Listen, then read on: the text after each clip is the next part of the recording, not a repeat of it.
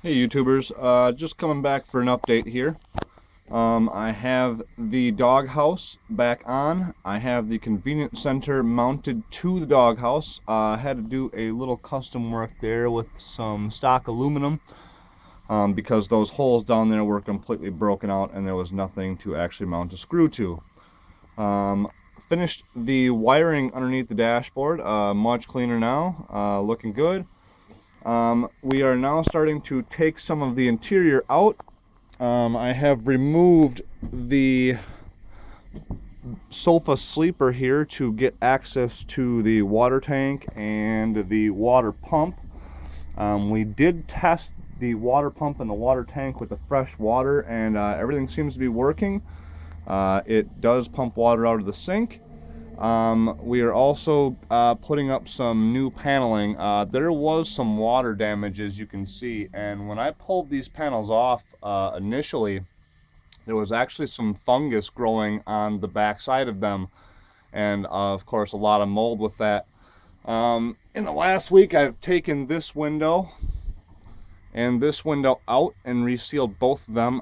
Coming back from Reno, you could hear the wind whistling through them as I was going down the highway, so they were not sealed anymore. So I went ahead and sealed them. Other things I've done, I've started to work on the roof. Some of the rubber roof is on. I will show you that tomorrow. I gotta finish up a couple of things. A buddy of mine's gonna help me. But here is the rest of the interior. I've kind of left the skeleton intact here so that I can put everything back the way it was. The idea was to remodel, not re-engineer what was already here. So we're just going to go ahead and get some different paneling, some better stuff, better fabric for the top, probably some Fox leather or something. Also, I was able to get some time to go through and test most of the appliances. The only appliance I was unable to test was the hot water heater. The 4-burner stove does work. The Pilot has some issues in the stove, but you can light the burners on their own.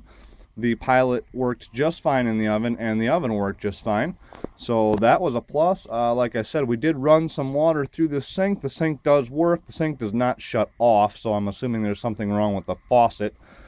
I did go ahead and get a chance to test the refrigerator also, the 110 part of the refrigerator anyhow, and I did get that working. The refrigerator does work excellent in here. The 12 volt has been disconnected, and the propane probably would work, but the igniter is kind of rusty, so I'll have to clean that stuff up and see if I can get her to spark. And also, I had time to go and check the furnace. There is the thermostat for the furnace.